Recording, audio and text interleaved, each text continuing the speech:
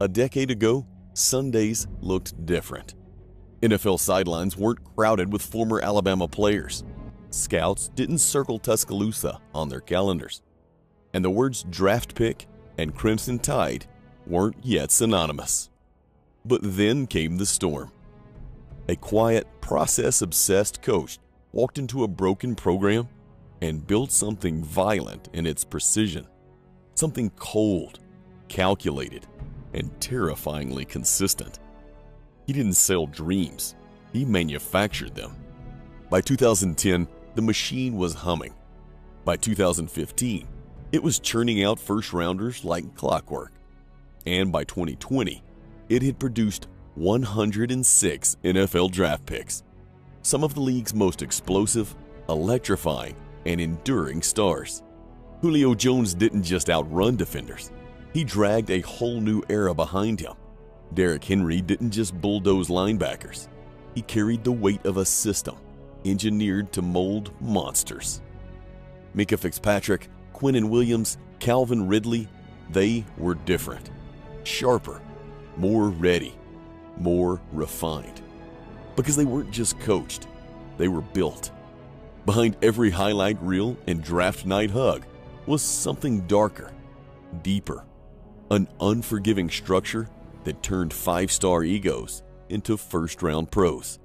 A place where legends weren't born, but forged. This is not just about football. This is about control, about obsession, about a man who turned a Southern football program into the NFL's most powerful pipeline and never looked back. The factory doors are open. Let's step inside. Tuscaloosa wasn't quiet. It was restless. Once the epicenter of college football under Bear Bryant, the town had grown used to watching greatness fade into mediocrity. Since 1993, Alabama had cycled through 4 head coaches, 2 scandals, 1 vacated SEC title, and too many Saturdays ending in disappointment. The past whispered, but the present echoed louder. A hollow program with outdated schemes, broken recruiting pipelines, and no identity to hold on to. So when the news broke in January 2007 that Nick Saban, stoic, cold-eyed, and fresh off a losing season with the Miami Dolphins, was coming back to college, pleasure to introduce the next coach of the Crimson Tide, Nick Saban. Expectations. I know there's tremendous expectations here for what you would like to accomplish with this football program. And I can tell you that however you feel about it, I have even higher expectations for what we want to accomplish. I want to win every game we play. The reaction wasn't a parade. It was confusion. Hope, maybe, but cautious, because promises had been made before. This one just came with a bigger contract and a sharper suit.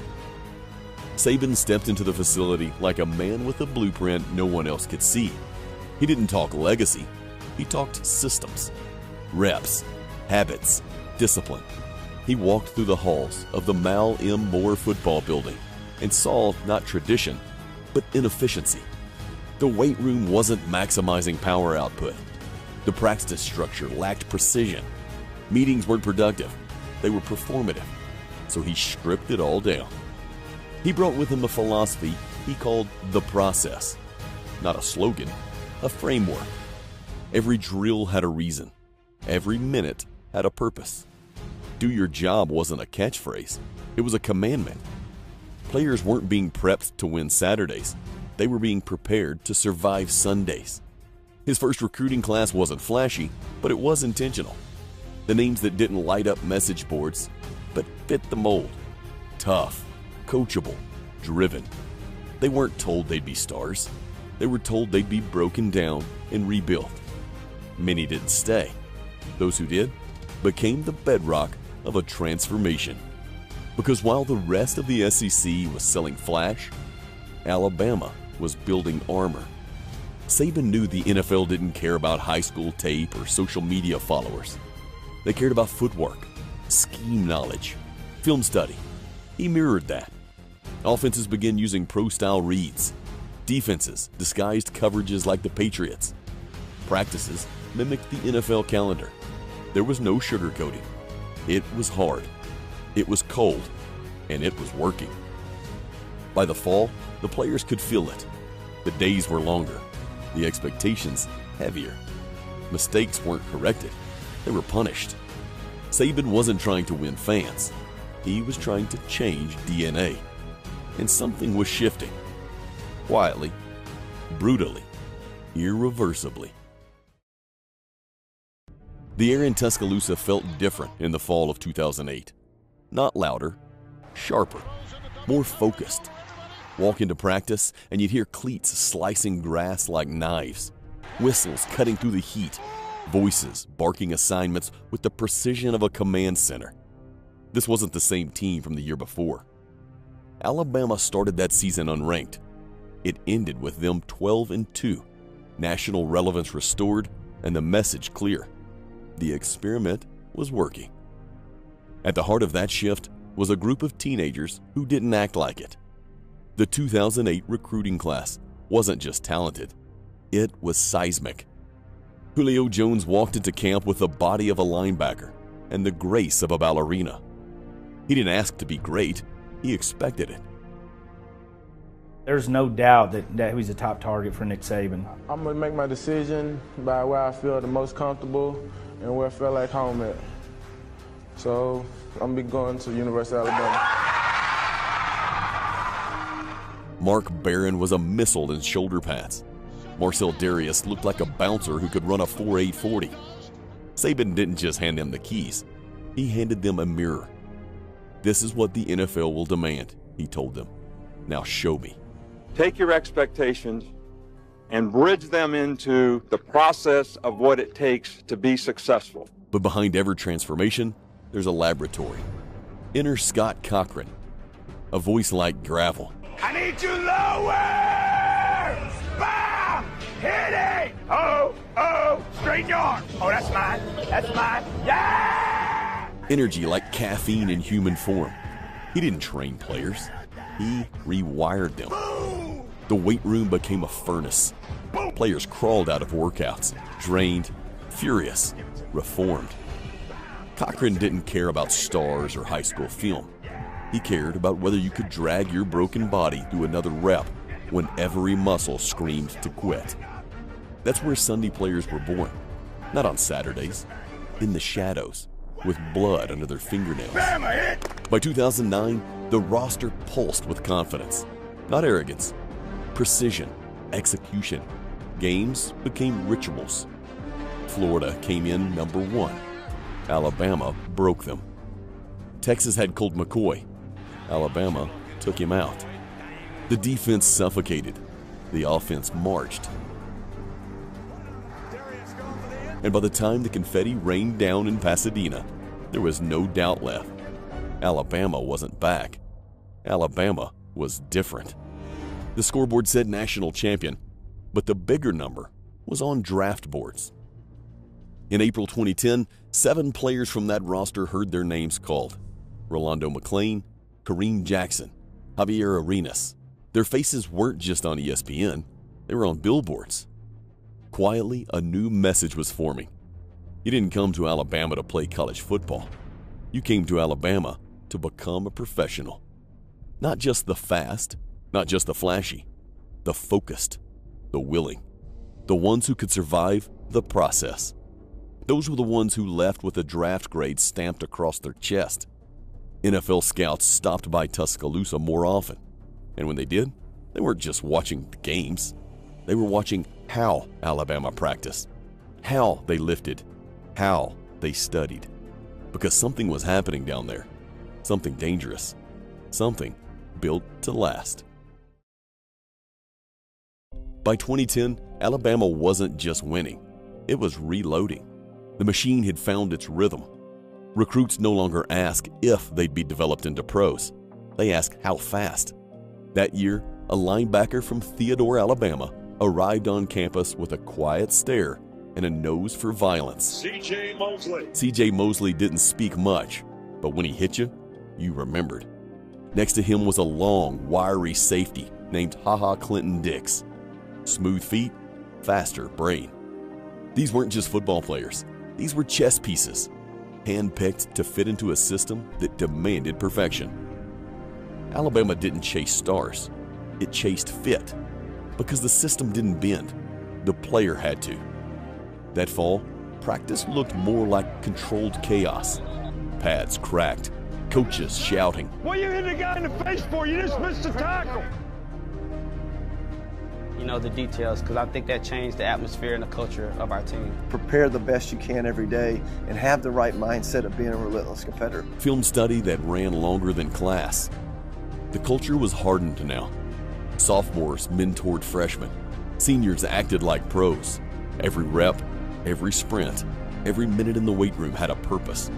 Not for Saturday, for draft day. NFL draft. By 2011, that standard had crystallized into something brutal. Alabama wasn't beating teams. They were suffocating them. The defense that season wasn't just dominant, it was biblical. LSU came into the national title game undefeated. Alabama held them to 92 total yards. No touchdowns, no answers. Every snap was a slow bleed. Courtney Upshaw turned the edge like a heat-seeking missile. Dre Kirkpatrick erased receivers with arms that seemed to stretch across entire routes. Trent Richardson ran like he was insulted by defenders even daring to touch him. That night in New Orleans wasn't a football game. It was a warning. NFL scouts didn't have to guess anymore. They just had to wait. And in April, welcome to the 2011 NFL Draft. The proof arrived. 8 players drafted from one team. Mark Barron went 7th overall, silent, focused, built like a tank.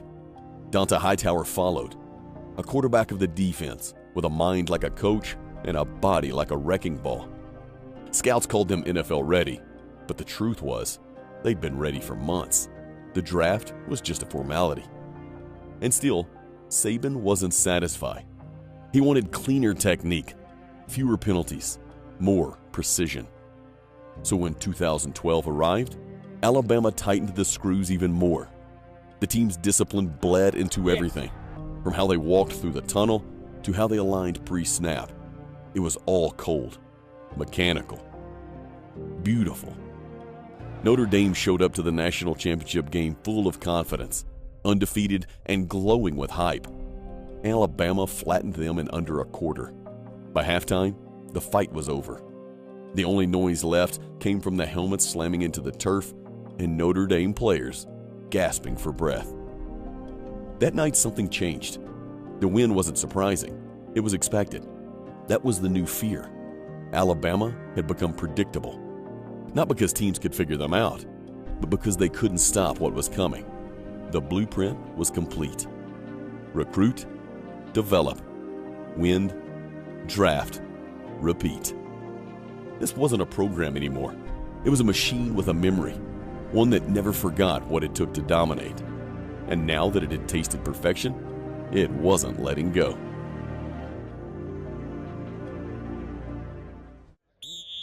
The process didn't start on the field. It started in the dark, where no cameras followed and no crowds cheered. Before sunrise, in the weight room, still against calloused hands. Music blasting, bodies breaking. Scott Cochran's voice slicing through the sweat. You want to be a pro? Act like one. Take pride in what you do. Hate me now, thank me later. He didn't ask for effort. He demanded transformation. Why we standing around? Players came in fast, raw, loud. They left silent, strong, polished. Because lifting at Alabama wasn't about muscle. It was about survival. 4 sets weren't 4 sets. They were mental tests. Could you push when no one watched? Could you fail a rep, then smile and line up again? Cochran trained the body, but what he really built was calluses on the mind. The structure wrapped around them like armor. Wake-up times, tutor sessions, film study, meetings stacked in 15-minute blocks. Everything had a place. There was no room for drift.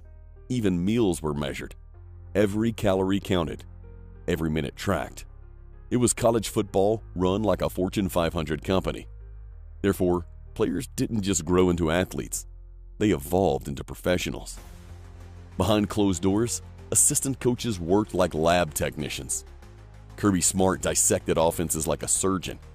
Lane Kiffin pushed boundaries, rewiring the playbook in real time. Steve Sarkisian brought balance and clarity. Mario Cristobal taught linemen how to become walls. Each coach came with a voice, a method, a piece of the system, and every piece served Saban's vision. Teach now, win later, prepare forever. Alabama's practices weren't scrimmages. They were simulations, situational drills, clock management, pressure-packed red zone reps. Players who messed up didn't get yelled at. They got coached. On the spot. On repeat. Until the mistake died. Because mistakes on Tuesday couldn't live to see Saturday. Any mistakes on Saturday? Those never made it to the league. NFL scouts watched with quiet reverence, walked the sideline, took notes, not on stats, but on stance, footwork, body language, how a player responded to correction. The conclusion was always the same. Alabama guys don't need fixing. Plug and play. Day one starters. No rehab assignments. No hand-holding. You draft them and you trust them because they've already been through something tougher. Behind it all stood a support system that blurred the line between college and the pros. Cryotherapy, oxygen chambers, nutritionists with spreadsheets, recovery centers with lighting, music, temperature, all tailored to body types. Team chefs, not cafeterias. Rehab programs built like NFL blueprints. If a player pulled a hamstring, he didn't wait for a diagnosis. He walked downstairs into a machine designed to rebuild him. So when you watched Alabama play, what you were seeing wasn't just talent. It was the result of layers, grind stacked on grind, discipline stitched into routine, expectations built into air. That's the process, not a phrase, a living thing, built behind the curtain, sharpened in silence, and once you had it, it never let you go. Because at Alabama, the field was just the final step. The real work happened before the world ever saw your name. The ball sailed through the Alabama air like a dare. 1 second left.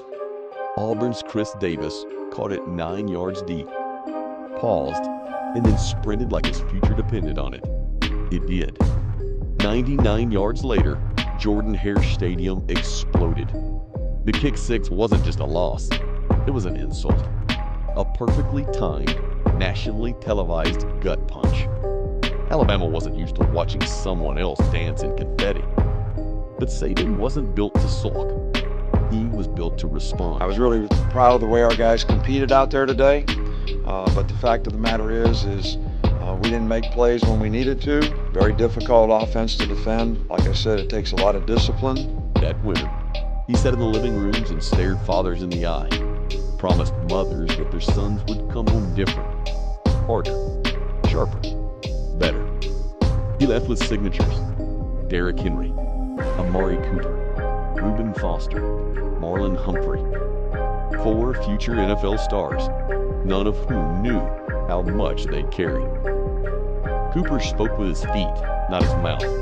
He ran routes like he was solving equations, precise, efficient, unstoppable. In 2014, he caught everything. Deep balls, slants, screens, it didn't matter. By the end of the season, he owned every Alabama receiving record worth having and walked away with the Biletnikoff Award. The Oakland Raiders select Amari Cooper. The scouts didn't blink. He was gone after that. Top 5 pick. Oakland bound. Another product of the lab. Good job. Derrick Henry was different. Quiet. Country strong. He looked like a defensive end, but moved like a gazelle in shoulder pads. Saban knew what he had early, but Henry wasn't handed anything. He waited behind T.J. Yeldon. He learned the system. Waited some more. By 2015, the patience had curdled into fury. He ran like he hated contact, because it wasn't enough. He needed more carries, more bodies to drag.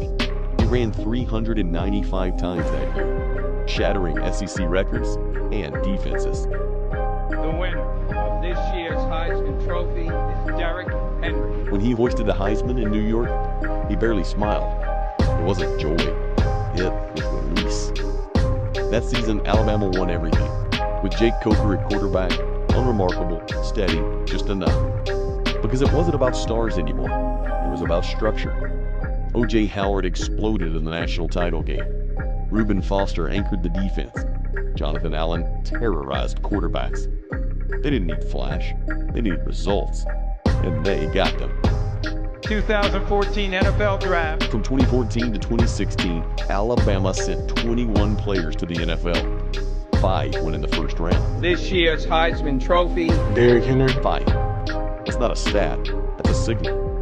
To every high school kid with a dream. To every scout with a checklist. To every team looking for winners. Alabama wasn't competing anymore. It was producing like clockwork. And behind it all stood a man with a headset and a stopwatch. Timing drills, timing futures, watching boys walk in and watching men walk out. Into the draft, into the league, into the machine. Breaking sports news for you on this Friday evening. Alabama coach Nick Saban has hired a new offensive coordinator. Alabama has confirmed Lane Kiffin has accepted the job and has signed a 3-year contract with Alabama. Lane Kiffin didn't walk into Alabama quietly. He never did anything quietly. He was unpredictable, unfiltered, and exactly what Saban needed. The game was changing. No huddle spreads were replacing ground and pound playbooks. Tempo was killing tradition. And for the first time in a long time, Alabama wasn't ahead of the curve. They were behind it. That terrified Saban. So he adapted, not by scrapping everything, but by bending the blueprint just enough to let innovation in. Kiffin arrived with film full of mismatches, route concepts layered like poetry, and the confidence to call slants on 3rd and 10. Saban gave him the keys with one condition. Don't lose the physicality. Keep the toughness. Just modernize the edges. The transformation started under the lights. Trips formation, empty backfields, motion pre-snap, options post-snap. The defense wasn't the only side dictating tempo anymore. Calvin Ridley became the prototype. Quick, twitchy, deceptive. He ran routes with the detail of an architect and cut like he was slicing through the air. Every move had a counter. Every counter had a purpose. He wasn't just fast. He was surgical. Across the middle, O.J. Howard was a mismatch nightmare. Tight ends that big weren't supposed to move that fast. Safeties were too small. Linebackers too slow. So Kiffin exploited it, over and over. Meanwhile, behind center, a freshman named Jalen Hurts stepped in, with ice in his veins. He didn't flinch. Threw, ran, led. Took hits, and got up smiling. It wasn't perfect, but he was fearless, and Saban could work with that. The season begins tonight. The results came fast. 7 players drafted in 2016, including Ryan Kelly, a center so polished, scouts joked he could run an offense by himself.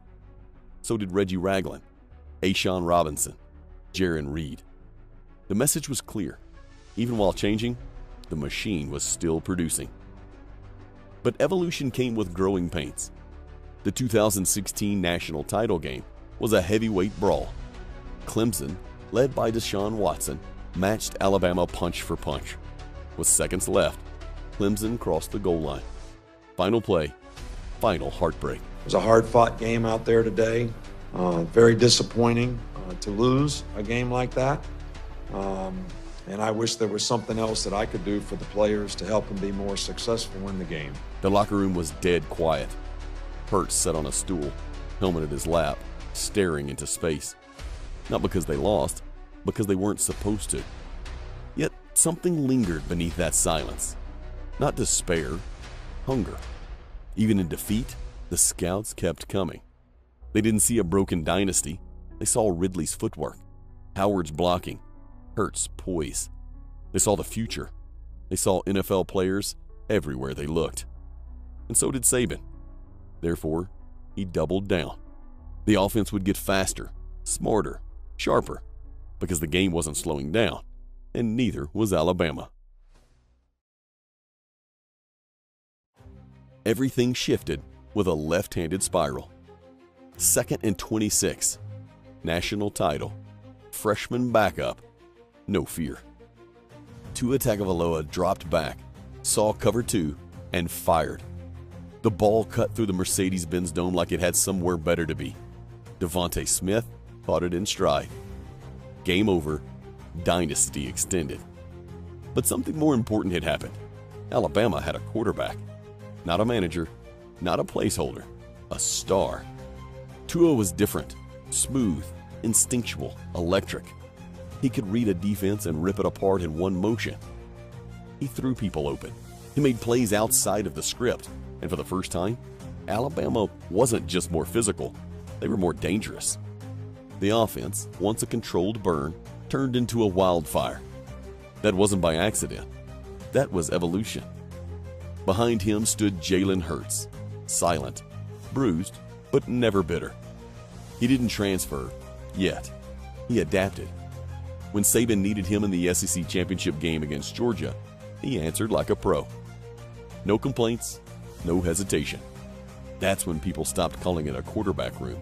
It was a quarterback pipeline. And the next name waiting in the shadows was Mac Jones, forgotten, unheralded, and quietly absorbing every rep like his life depended on it. But if the quarterbacks were the ignition, the wide receivers were the fuel. Jerry Jeudy moved like a video glitch. Every cut was a trap. Henry Ruggs ran a 4.2 but looked faster in pads. DeVonta Smith, all wire and grace, turned soft hands into sharp daggers. And Jalen Waddle, he didn't run routes. He disappeared and reappeared with the ball already in his hands. Together they didn't just form a receiving corps. They built a legacy. WRU was born, not as a slogan, but a reality. The routes were NFL. The speed was NFL. The production, off the charts. NFL scouts flooded Tuscaloosa like storm chasers. They came to watch practice more than games because practice told the truth. It showed Judy's footwork, Waddle's acceleration, Smith's balance. They saw the playbooks, the coverage reads, the timing drills. It didn't look like college football anymore. It looked like a combine with shoulder pads. In the 2018 NFL Draft, 12 players were drafted in 2018. 12. Minkah Fitzpatrick. Cold, calculated, clinical was the headliner. Daron Payne, all brute strength. Rashaan Evans, a missile with instincts. They weren't just ready for the league, they were built for it. In 2019, the storm didn't let up. Tua lit it up for the first half of the season with clinical efficiency. But the game can be cruel. A scramble, a sack, a dislocated hip. Silence. Tua's season was over, maybe his career. The air left the program. For a moment, everything froze. But the machine didn't. The depth was relentless. Najee Harris ran like gravity didn't apply. Smith, Jeudy, Ruggs, and Waddle rotated through like cheat codes. Mac Jones stepped in. Quiet, steady, overlooked. And the offense didn't collapse. It adjusted. Because this wasn't about one star. This was about the system. One that didn't just survive loss, it absorbed it.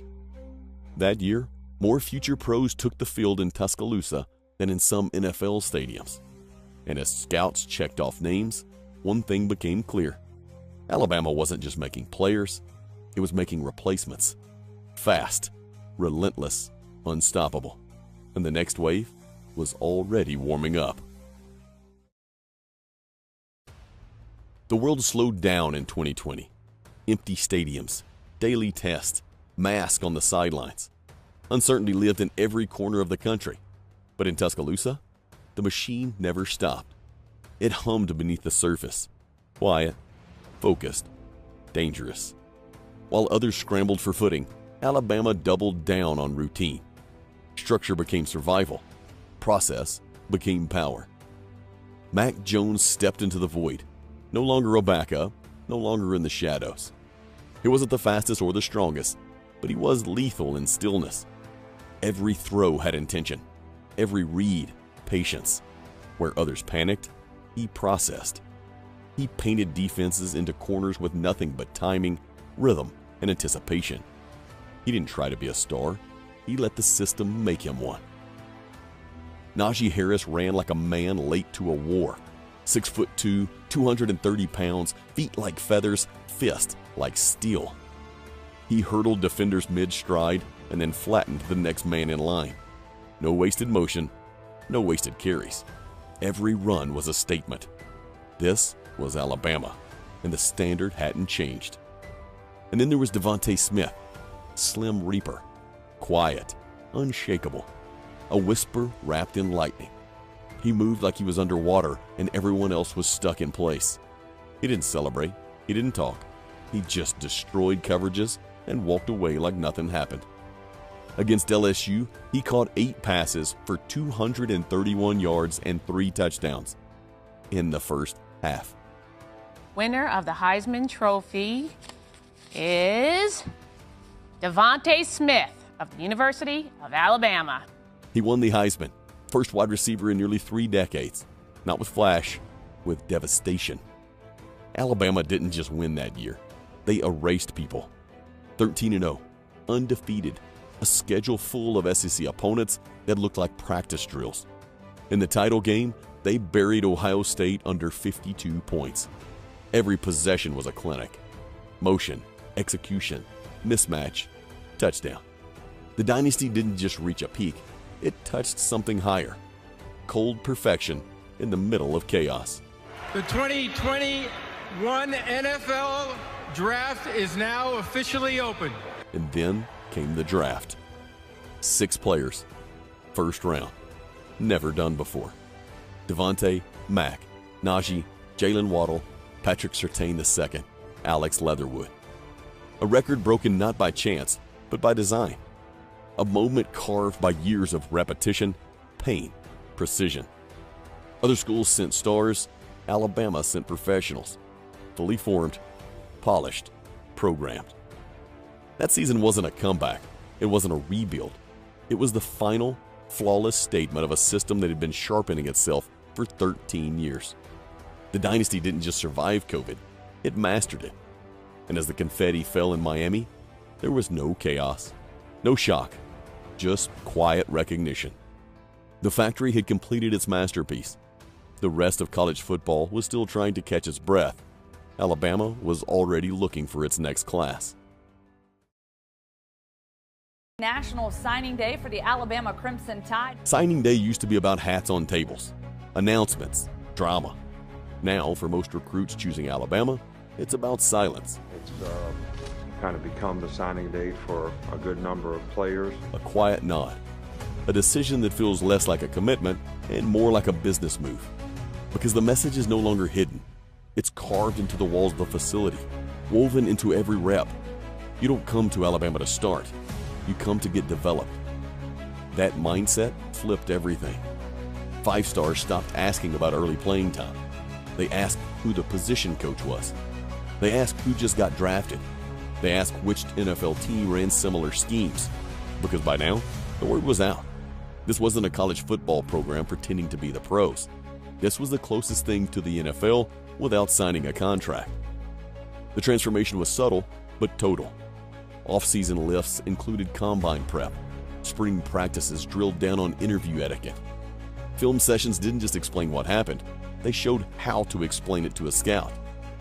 Players trained with the combine in mind before they ever stepped on the field. Broad jumps, bench press numbers, 40 times, body fat percentages. Everything was tracked, recorded, and fine-tuned like a Formula One car before race day. By the time Pro Day rolled around, it wasn't a workout. It was a spectacle. Scouts lined the sidelines, clipboards in hand, polo shirts tucked in, credentials swinging from necks. Some were general managers, some were head coaches. Belichick always showed up, not just because of his friendship with Saban, but because he knew exactly what he was getting. When you drafted an Alabama kid, you didn't have to worry about mental makeup. You didn't have to worry about how he'd respond to pressure. He'd already lived inside it. Those days in Tuscaloosa looked more like an NFL convention than a college showcase. Cameras, stopwatch clicks, players walking with measured pace, nodding at team reps they'd been studying for years. The difference was in the details. Eye contact, answers during interviews, how they carried themselves between drills, because it was all part of it. The process didn't end with a whistle. it ended with a handshake at the draft. Even those who didn't start until their junior year still got their shot, because every practice at Alabama felt like a Sunday. Scout team reps weren't wasted. Meetings weren't optional. That was the beauty and the brutality of the culture. You didn't have to be the guy today. You just had to be ready when your name was called. By then, the question had changed. If it wasn't if you were going to the NFL, it was how high. And in a room full of talent, the only way to stand out was to become undeniable. That's what Alabama bred.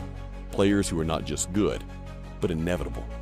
Because if you could survive here, the league wasn't a dream. It was the next logical step. The 2011 NFL Draft. It started with 5 names in 2011, a modest number by Alabama standards today. But back then, it was a sign, a warning. The whispers were true. The process wasn't theory. That something real, something unstoppable, was growing beneath the surface. By 2012, the whispers had become noise. 8 players drafted, 2 in the first round. A year later, 9 more. Then 8, then 7. The names kept coming. Familiar names. Names that had filled Saturdays with touchdowns and tackles. But once they were gone, they didn't vanish. They graduated into Sundays. Because that's what Alabama was now. A farm system. A factory. A professional launch pad disguised as a college program. Every spring, the NFL draft became a graduation ceremony. Crimson ties, velvet ropes, tears on draft night. Mothers crying backstage, Saban in the green room like a proud architect watching another blueprint come to life. From 2010 to 2020, the count didn't slow. 7 more in 2015, another 7 in 2016, 10 in 2017. Then came the avalanche. 12 in 2018, 10 in 2019, and 9 in 2020. Over the span of 11 drafts, 106 players left Tuscaloosa and walked across that stage. That's not a run. That's an empire. And the numbers didn't just add up. They broke things. In the 2020 NFL Draft, Alabama placed 4 players in the top 15 picks. 4. Tua Tagovailoa, Jedrick Wills, Henry Ruggs, Jerry Jeudy. Different positions, different teams, one factory. That tied a record, but it wasn't a fluke. It was design. The culmination of everything: recruiting, strength, structure, film, discipline, lining up at once. Alabama wasn't sending players to the NFL anymore. They were sending starters, captains, playmakers, leaders. The kind of guys who showed up day one and knew how to prepare, how to compete, how to win, because they'd already lived it. Other schools talked about pipelines. Alabama lived inside one. Coaches across the country begged recruits to look at depth charts. Alabama pointed at a wall filled with helmets. A mosaic of NFL teams, not painted, collected, signed by hand. So every year, the cycle spun again. Players came in, learned the system, broke through, got drafted. And behind them, a new class waited. Watching, studying, preparing, because they already knew what came next. Tuscaloosa wasn't just a stop on the way to the NFL. It was the beginning, the blueprint, the test. And if you could survive it, the draft didn't scare you. It welcomed you. There's a reason Sundays started to feel like Saturdays in Tuscaloosa. Jalen Hurts, calm in the pocket. Jalen Waddle, breaking ankles with a single plant. Patrick Surtain, shadowing number 1 receivers like a ghost. Quinnen Williams, collapsing pockets before quarterbacks could finish their dropbacks. You could change the jersey, swap the helmet, even shift the logo, but the DNA was unmistakable. These weren't just former Alabama players. These were products of a system that redefined how college football prepared players for the league. Because while most programs preached winning games, Alabama taught you how to win a career. Draft prep didn't begin in January. It started the first day you walked into the facility. Every meeting, every practice, every sprint up the hill with your legs on fire and Cochran screaming in your ear, it all pointed to the same place. Not a trophy, a contract, a legacy. That mindset flipped the whole culture. "You come here to go pro" wasn't a slogan, it was a map. And year after year, the players followed it straight into the league. But it didn't stop with the players. Saban's machine wasn't just building talent, it was cloning architects. Assistants turned head coaches. Strength staff opened their own programs. Analysts got coordinator jobs. You could trace the roots. Kirby Smart at Georgia, Mario Cristobal at Oregon, then Miami, Lane Kiffin flipping Ole Miss into a scoring threat. The branches spread, but the roots were still crimson. Other programs took note. Georgia started stacking 5 stars and lifting like pros. Ohio State built NFL pipelines at wide receiver and defensive end. LSU borrowed pieces, so did Texas, so did Michigan. But there was a difference between using the blueprint and understanding it, between copying the drills and creating the culture. Because at Alabama, the pressure wasn't external, it was baked in, woven into the rugs, felt in the silence of the weight room before dawn. The expectation wasn't just a win, it was to prepare like losing wasn't an option. And somehow, that belief became contagious. Recruits showed up already expecting greatness because they'd seen it on Sundays, on draft night, on social media, watching their former teammates buy houses for their moms. Therefore, their ambition wasn't born on campus, it arrived with them. All Saban had to do was shape it.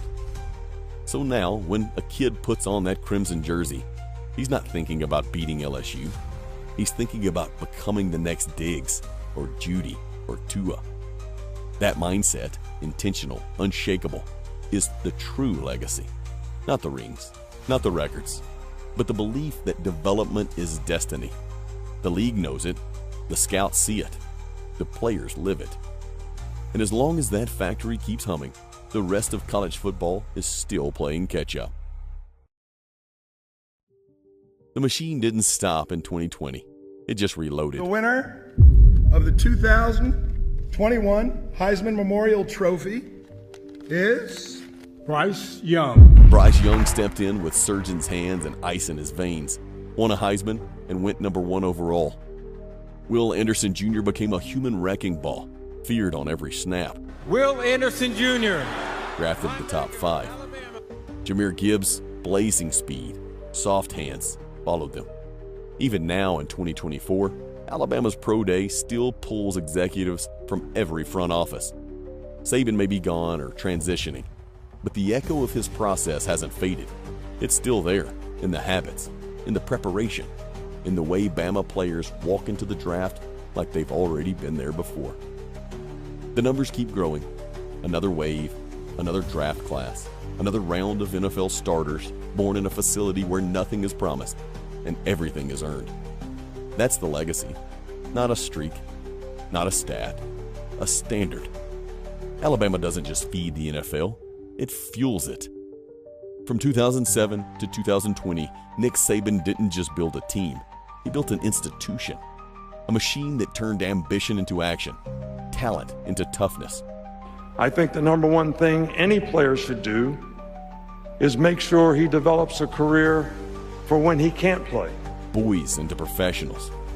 He didn't just change college football, he rewrote what the NFL draft could be. The Crimson Tide turned Saturdays into staging grounds for Sundays.